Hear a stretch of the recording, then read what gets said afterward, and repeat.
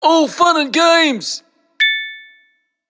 Hi friends, Season 2, Episode 5 of All Fun and Games with a bloke who is ensconced himself in country music in Australia, Casey Barnes. How you going, mate? Mate, it is so good to be here. I know we've got some history between the two of us, and this is great. It's remarkable that we've ended up in this spot because it was probably maybe 15 years ago. Yeah. I'm at home in Melbourne, and I get a call from this dude who goes, "I'm Casey Barnes. I've got my record coming out tomorrow, and I just want to thank you." And I've gone, Yes. righto.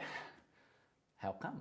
So what, mate? It might be better if you tell that story as to how we initially became connected. Well, mate, I would. How long have we known each other now? This is probably going back. What are we? 2021, and so it's mid to late 90s. Yes, and two blokes growing Gee whiz, up. We don't look that old, though. No, we don't. No, do we? good. But now, growing up in Tassie, and proud of the fact that we are born and raised in Tassie, and always loved my music. And I was a couple of years younger than you, and I can remember just when I'd hit that 16, 17 mark and had dreams of what I wanted to do with my music. And I remember walking past. It was Irish Murphy's. Yeah.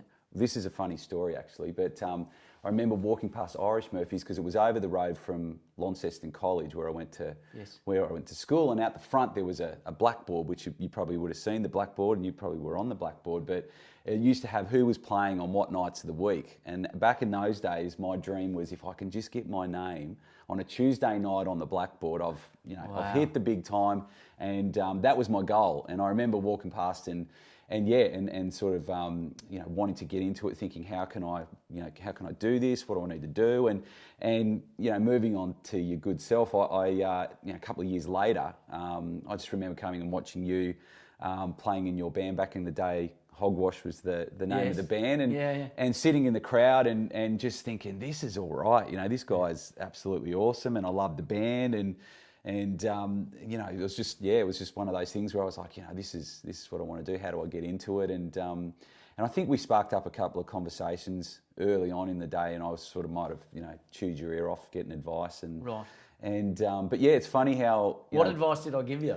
I can't remember. You were always very, very friendly, but I just remember that there's pivotal moments in your career that you look back on, and your involvement back in those days was definitely something that I'll never forget. And then there was one other guy that was playing at the venue I was talking about before, Irish Murphy's, and I think I was too scared to talk to him at the time, and I was with a couple of mates, and I think they sparked up a conversation and said, Casey sings. And I mean, how many gigs have we done where you'll have a punter come up and say, old mate sings, and that's usually always a train wreck if you get someone up out of the crowd to sing. But this guy was he was awesome, and he came over and he said, "Mate, why don't you get up in the next set and do a couple of songs?" And so I did, and the pub manager saw me playing, and he said, "How do you feel about starting out on?" I think it was a Tuesday night, and that's how it all started. So Isn't that easy? I certainly don't want to overplay my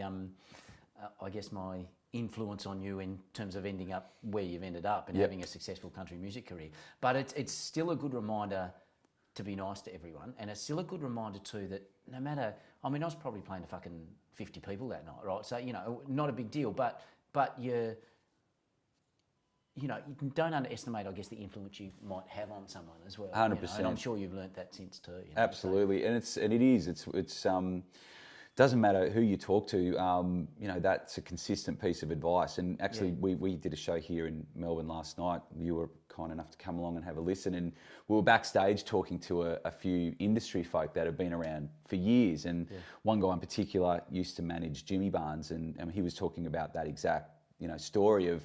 He's infamous for being a really great guy, and even early on in the days, or even back in the Chisels days, and they'd have a support act, and Barnesy would always come into the green room, introduce himself to the support act, check in, make sure how you guys doing, how's is there anything that you need, and give people the time of day. And they're the sort of things that people remember, and it's just the little things, like just don't be an asshole. Well, particularly in the music industry, Australia it's a great leveller, and we're all going to be ringing each other for a job at some point. I have this conversation a lot, particularly having done a support for 80,000 different acts. And my God, there's a good book in how well we've been treated at some stages and how awfully treated we were on other occasions for no reason. So yeah, it's an interesting one.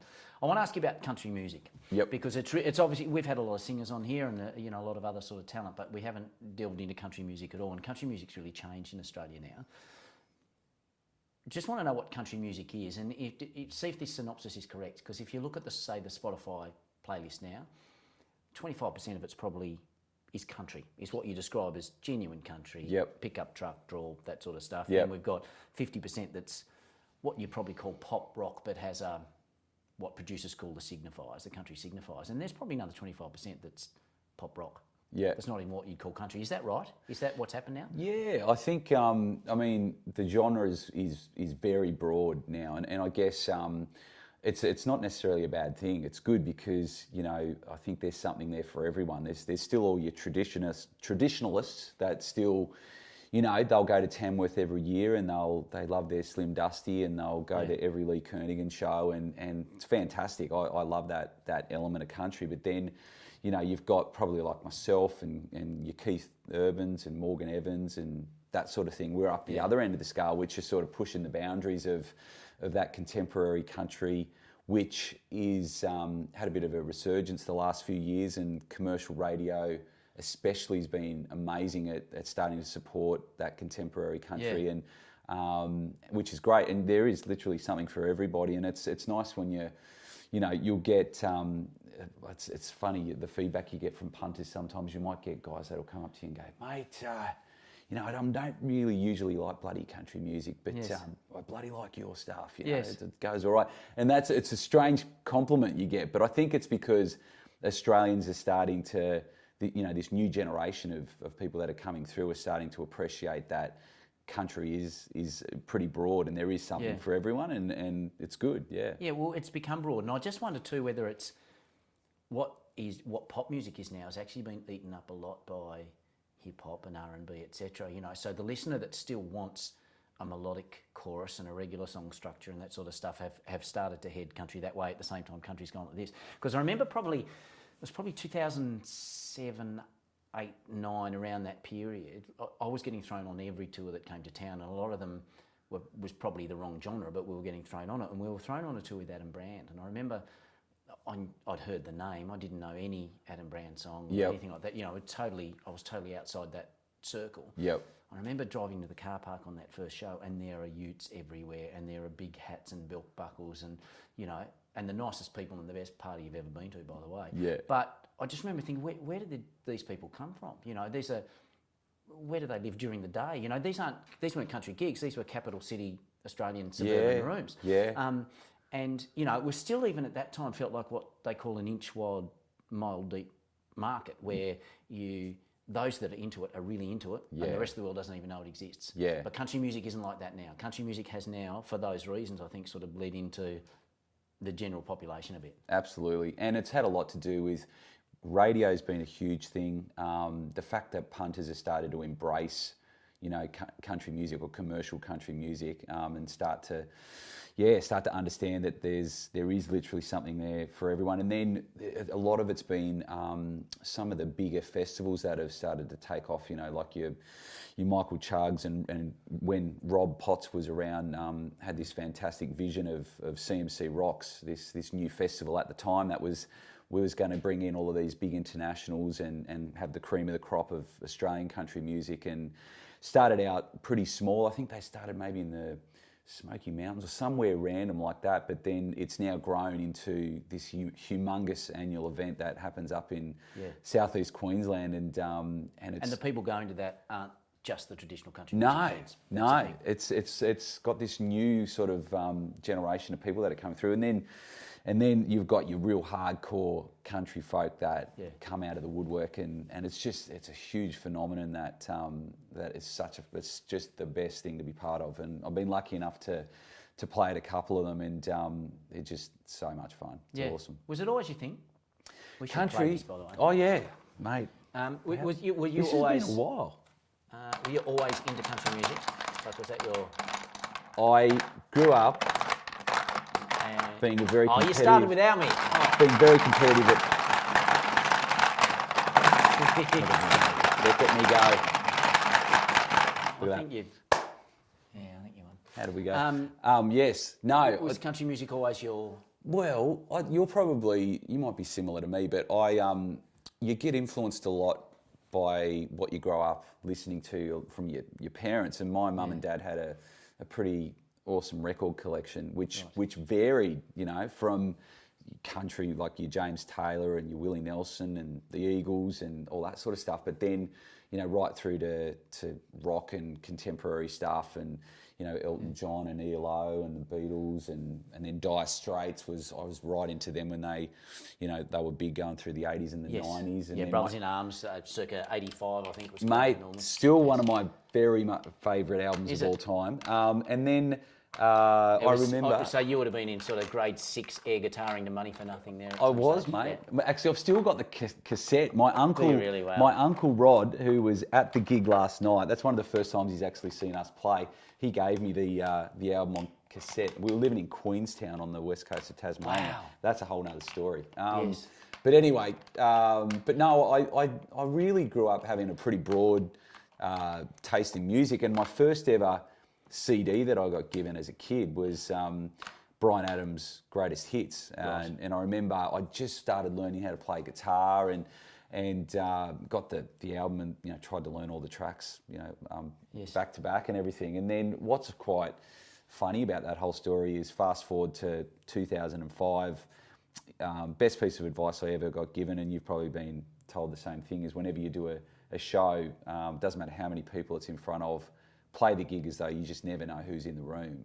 And it's the best advice, because so many unexpected things have happened to me over the years that have come about when you least expect it. And I was doing, one of those type of gigs, and I think it was actually a corporate gig for John Eales, who used to captain the Australian Wallabies back in the day, and he does these little corporate gigs that go around Australia whenever the Test series were happening. And the year prior, they'd had Pete Murray do those gigs, and then he went on to get signed to Sony, and then his album Feeler came out, and the rest is history. And they were looking for someone to fill that void of what he had been doing. So I ended up landing the gig, and they were just these little corporate things that we went around and did. And at the end of the tour, I gave John Eales a copy of my little independent album at the time. This was like back in the early 2000s, and it was, it was, looking back, it was probably pretty rubbish at the time, but gave it to John and thanked him for the gig, and I thought that would be the end of it. And then a week later, my phone rings, and I don't even know how he got my number, but he rang me, and he's like, "Oh, g'day, Casey, it's John Eales here, mate. Just ringing to let you know I've had your CD on repeat in the car. Love it.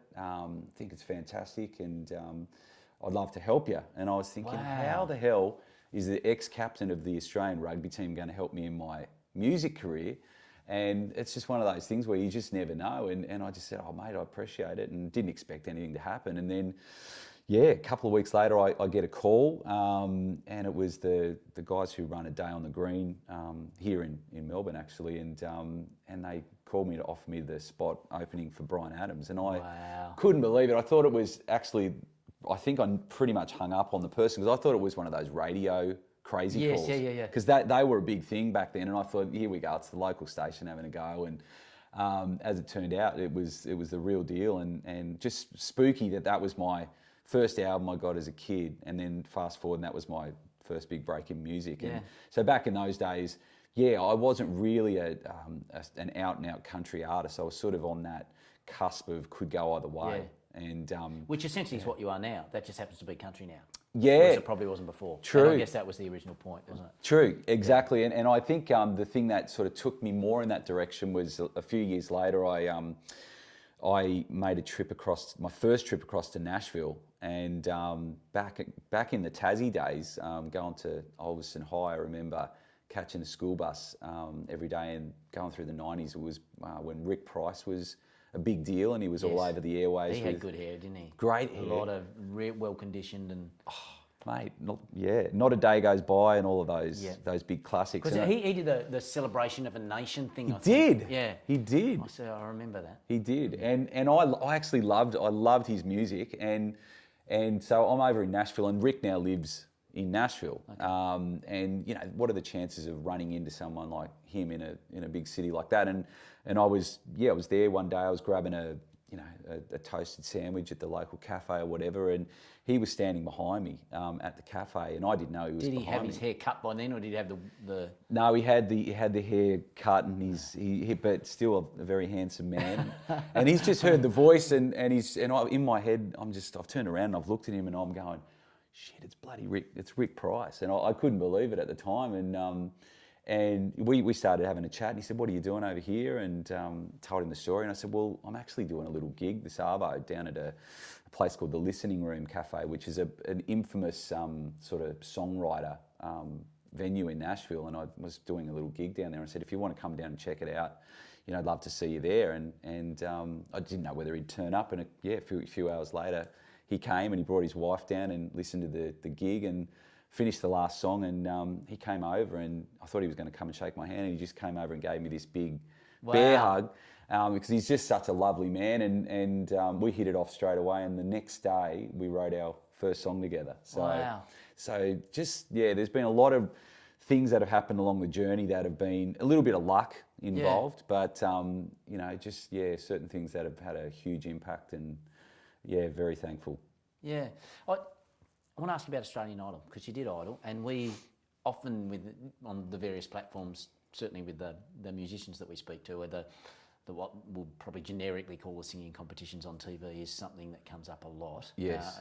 And we had Isaiah on here as the previous episode to you, and it was good, really good to have him here, because it was a great example of where it's worked. Yep. In that, he wins X Factor, and he's got millions, literally hundreds and hundreds of millions of streams.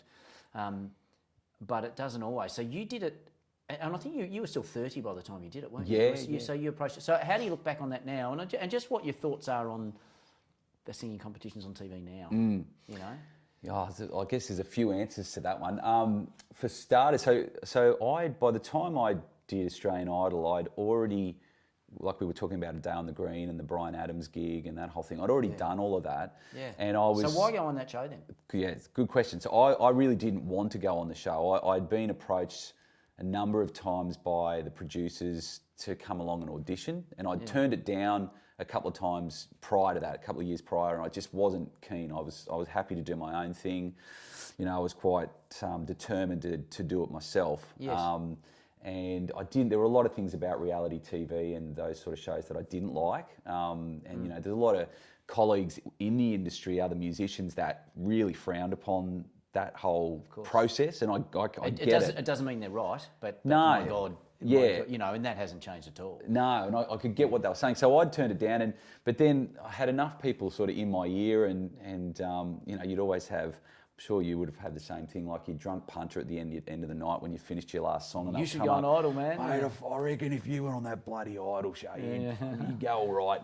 And I ended up getting another approach to come along and audition. I just thought, I'll go along and see what happens. I didn't have any huge expectations. And so I did. I went along and was lucky enough to get through. And there's a massive process that you go through to get from that first audition to...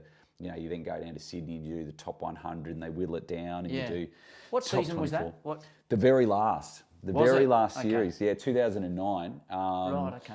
And I was really lucky. I got through to the top 12, and back in those days, Idol was a really big deal. So when you made that top 12, you were on the back of every bus stop in Sydney and every magazine and all in the newspapers and everything. And we went from literally the week prior being in the top 24 to really nobody knows who you are, and you could leave the hotel in Sydney and walk around the streets and no one would know. And then that next week, it's ridiculous how much everything changes, and all of a sudden, you can't walk out of the hotel. And I wasn't as, there were a couple of other people in my year that were just fanfare everywhere they went. Stan Walker won. Right. He was the guy who's originally from New Zealand, incredible voice, and he won it. And it was pretty clear from the start that he was probably going to win, but it was a great experience.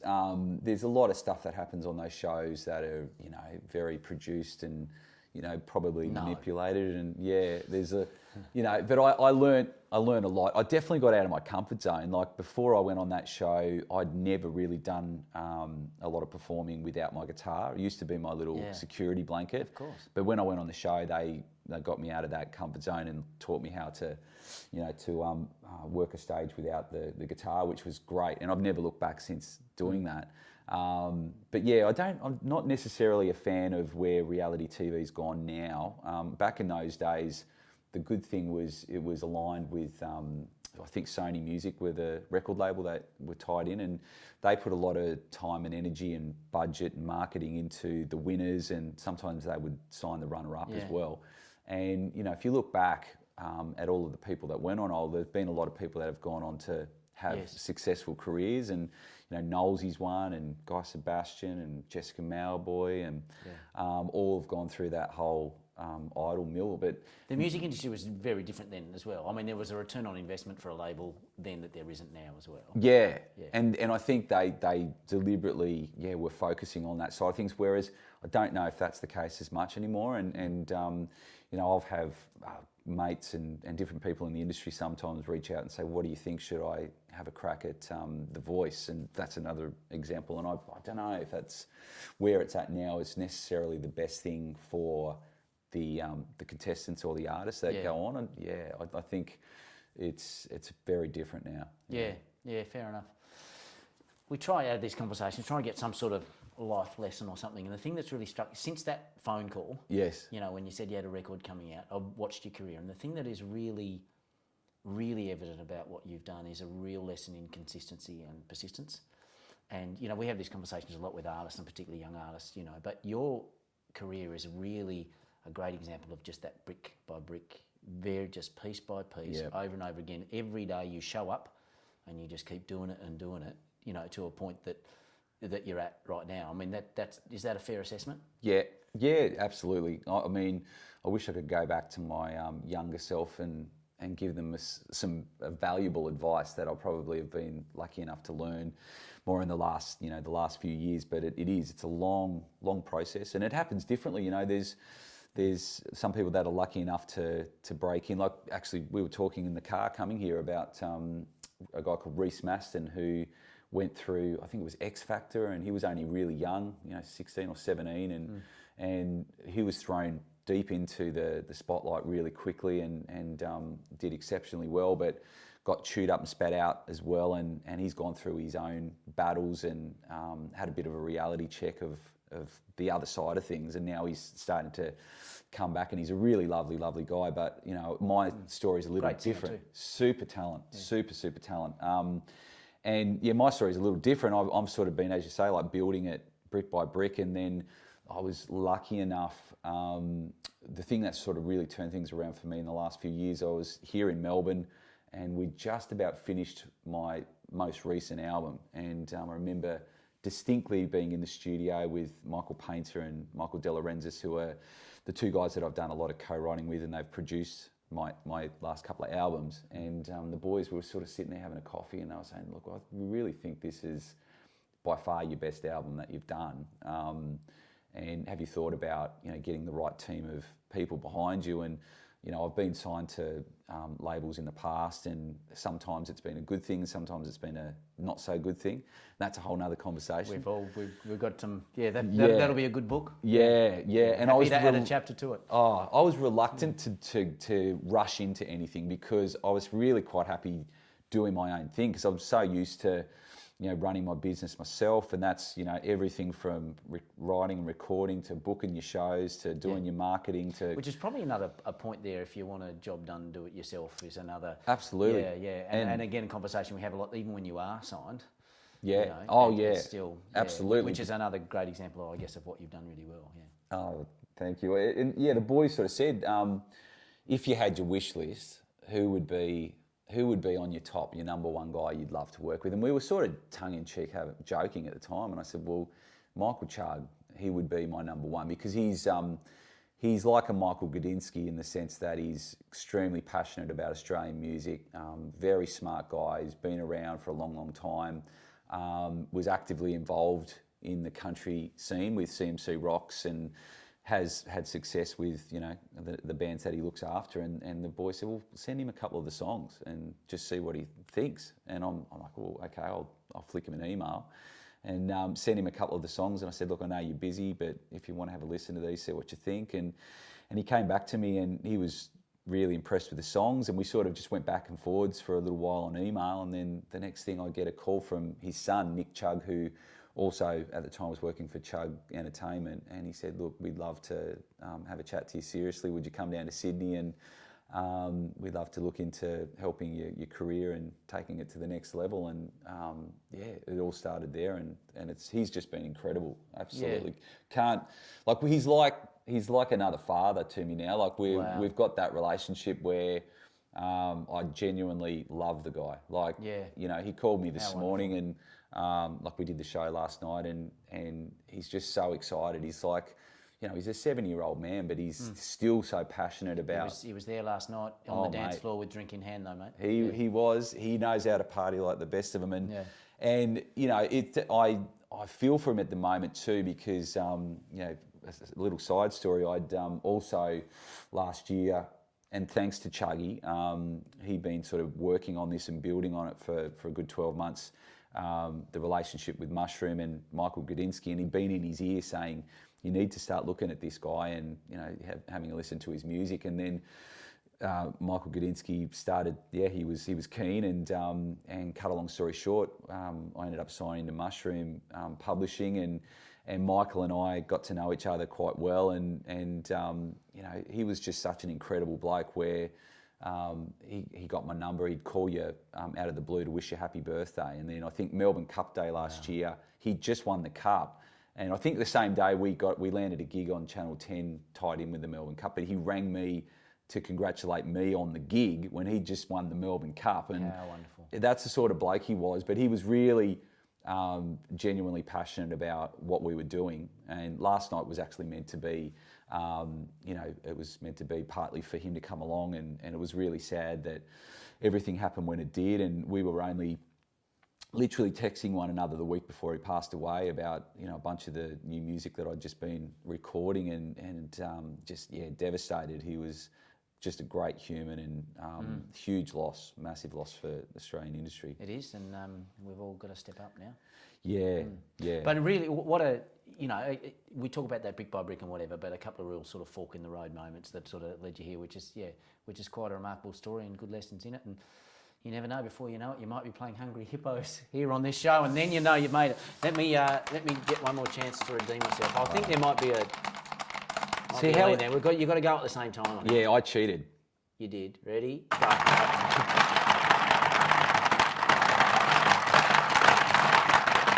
think you got me. I think you have got me. Oh. This is it. Yes. I think you won. Congratulations, mate. Thank you for being on All So Fun good and to see Games, you. my friend. Thanks for having me.